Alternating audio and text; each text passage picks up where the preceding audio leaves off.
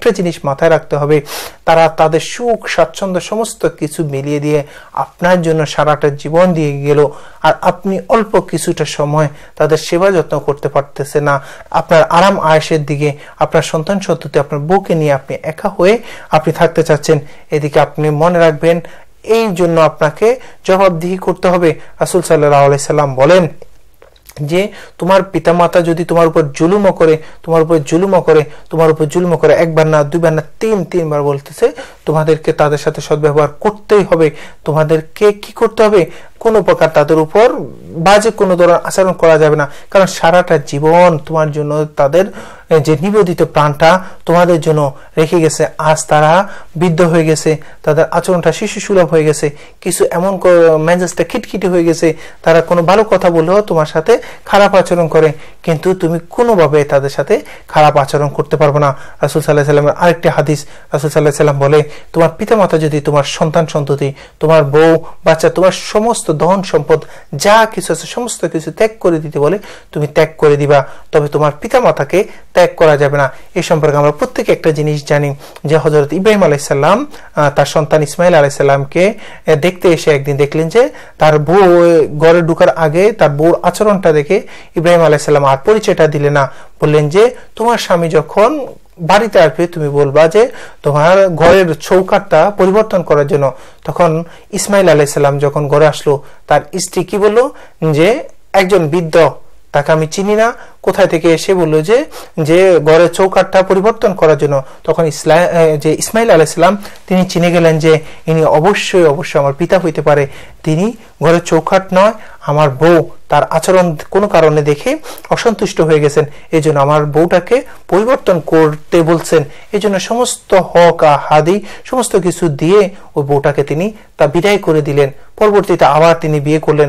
পরবর্তী অনেক দিন পরে ইব্রাহিম আলাইহিস সালাম আবার আসলেন এবং আচরণ সেবা যত্ন দেখে ইব্রাহিম আলাইহিস সালাম ও বউটাকে বলে যে তোমার স্বামী যখন বাড়িতে আসবে, কাকতালীয়ভাবে দুইটা ভাবে অবস্থানে তিনি বাড়িতে থাকেন না। তখন ইসমাইল আলাইহিস সালাম বলে, ইসমাইল আলাইহিস সালামের বউকে ইব্রাহিম আলাইহিস সালাম বলেন, তোমার স্বামীকে আসলে বলবা যে তোমার এবার ঘরের দরজার চৌকাঠটা অনেক সুন্দর, অনেক মজবুত হয়েছে। তখন ইসমাইল আলাইহিস সালামকে যখন ঘরে আসলো, তখন বউয়ের কথা বললো, তখন রাসূল ওই ইব্রাহিম আলাইহিস সালামের কথা তিনি বাবা যে আসলো, বাবা এ কথা বললো, তখন বউকে সম্পূর্ণ ব্যঙ্গে কথাটা বললেন। তখন বললেন যে তুমি আমার বাবার সাথে এমন কোনো আচরণ করেছো যার কারণে আমার বাবা তোমার উপর অসম্ভব সন্তুষ্ট হয়েছেন। অর্থাৎ এর থেকে আমরা কি শিক্ষা গ্রহণ করলাম? যে পিতা যদি বলে যে আমার বউ, আমার বাচ্চা, আমার সমস্ত সন্তান সন্ততি, আমার সমস্ত সম্পদ, সমস্ত কিছু যা কিছু আছে সমস্ত কিছু যদি বিলিয়ে দিতে বলে, ত্যাগ করতে বলে, আমরা অবশ্যই আমাদেরকে বাধ্য হয়ে সেই কাজটা শুনতে হবে, সেই কাজটা করতে হবে। আমরা যদি এই কাজের বিপরীতটা করি তাহলে আমাদের ইসলামের ক্ষেত্রে অবশ্যই আল্লাহ পাক আমাদের উপর অসন্তুষ্ট হয়ে যাবেন। আল্লাহ পাকের রাসূল বলছে যে সমস্ত কিছু ত্যাগ করতে পারবে, কিন্তু তোমার সন্তান সন্ততি থেকে শুরু করে সমস্ত কিছু, কিন্তু তোমার পিতামাতাকে ত্যাগ করতে পারবে না। আমরা কি আজকে এই কাজটা করতে পারি?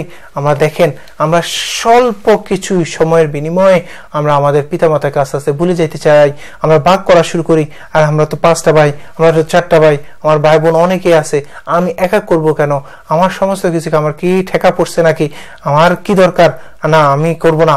এই জন্য এইভাবে করে করে আমরা ভাগ করা শুরু করি। আমার পিতা, আমার মাতা, আমি যখন ছোট ছিলাম তারা তো ভাগ করে নাই, আমার ভাইরা তো অনেকেই ছিল, তারা যদি তখন বলতো যে আগে আমার ছোট সন্তান, আর অন্যগুলাকে তো আমি দুধ খাওয়াইছি, ফেলেছি, তাদেরকে বড় করেছি, আমি পালবো কেন? এই ছোট হয়ে গেলে একে আমার পালতে পারবো না, এভাবে লালন পালন তো তারা আমার বন্ধ করে নাই, তারা তখন ভাগ যেহেতু করে নাই, আমরা কেন ভাগ করবো? কুর্তুবী জাবেরি ইবনে আব্দুল্লাহ থেকে বর্ণিত, এক ব্যক্তি রাসূল সাল্লাল্লাহু আলাইহি সাল্লামের কাছে উপস্থিত হয়ে অভিযোগ করলো যে আমার পিতা আমার ধন সম্পদ নিয়ে গেছে। তখন রাসূল সাল্লাল্লাহু আলাইহি সাল্লাম তার পিতাকে ডেকে আনলেন। এরপরে যখনই তার পিতাকে ডেকে আনবেন, এই সময়ে হযরত জিবরাইল আলাইহিস সালাম আগমন করলেন এবং রাসূল সাল্লাল্লাহু আলাইহি সাল্লামকে বললেন, তার পিতা এসে গেলে আপনি তাকে জিজ্ঞেস করবেন ওই বাক্যগুলো কি, যেগুলো সে মনে মনে বলেছিল, কিন্তু স্বয়ং তার নিজের কানে ওই বাক্যগুলো শুনে নাই। এই বাক্যগুলো আপনি তার পিতাকে জিজ্ঞেস করবেন। যখন লোকটি তার পিতাকে নিয়ে হাজির হলো, তখন রাসূল সাল্লাল্লাহু আলাইহি সাল্লাম বললেন, ব্যাপার কি? আপনার পুত্র আপনার বিরুদ্ধে অভিযোগ করলো কেন? আপনি কি তার আসবাবপত্র ছিনিয়ে নিতে চান? পিতা বলল, আপনি তাকে এ প্রশ্ন করুন, আমি তার পুপু, খালা এবং নিজের জীবনের রক্ষার প্রয়োজনীয় ব্যতীত কোথাও এমন ব্যয় করেছি? তখন রাসূল সাল্লাল্লাহু আলাইহি সাল্লাম বলেন, ব্যাস, আসল ব্যাপার জানা গেছে, এখন আর কোনো শব্দ শোনার দরকার নাই। এরপর পিতাকে জিজ্ঞেস করলেন, ওই বাক্যগুলো কি যেগুলো এখন পর্যন্ত আপনি স্বয়ং নিজের কানেও শুনেননি, কিন্তু আপনি দিলের মুখে আপনি বলেছিলেন, দিলে দিলে মনে মনে আপনি বলেছিলেন? লোকটি আরজ করিলেন, ইয়া রাসূলুল্লাহ, প্রত্যেক ব্যাপারে আল্লাহ তাআলা আপনার প্রতি আমাদের বিশ্বাস এবং ঈমানকে এমনভাবে বৃদ্ধি করে দেন, আল্লাহু আকবার, যে কথা কেউ শুনেনি তা আপনার জানা হয়ে গেছে, এটা একটা মুজিজা। তারপর সে বলল, এটা ঠিক যে আমি মনে মনে কয়েকটি লাইন কবিতা বলেছিলাম যেগুলো আমার কানেও শোনা হয়নি। রাসূল সাল্লাল্লাহু আলাইহি সাল্লাম বলেন, কবিতাগুলো আমাকে শোনান। তখন ওই ব্যক্তিটা ওই কবিতাগুলো রাসূল সাল্লাল্লাহু আলাইহি সাল্লামকে বলে শোনাচ্ছিল।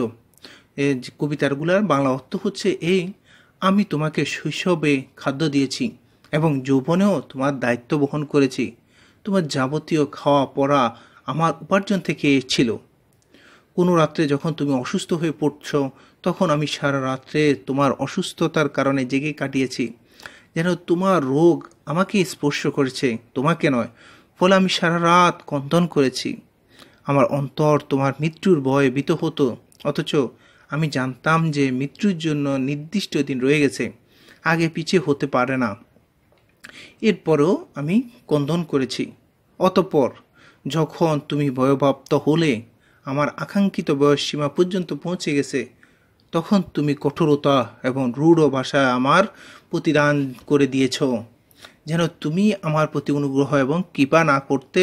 আফসোস, যদি তোমার দ্বারা আমার পিতৃত্বের হক আদায় না হয়, তবে কমপক্ষে ততটুকু করতে যতটুকু একজন ভদ্র প্রতিবেশী করে থাকে।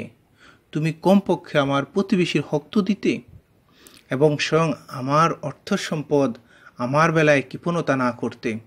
রাসূল সাল্লাল্লাহু আলাইহি সাল্লাম কবিতাগুলা শোনার পর পুত্রের জামার কলার চেপে ধরলেন এবং বললেন, যাও, তুমি এবং তোমার ধন সম্পদ সমস্ত কিছু পিতার। আল্লাহু আকবার। হযরত ইবনে আব্বাস রাদিয়াল্লাহু এর কাছে প্রশ্ন করা হলো, আরাফ কি, যেখানে কারা বাস করবে সেখানে? তিনি বললেন, আরাফ জান্নাত এবং জাহান্নামের মধ্যবর্তী একটি পাহাড়।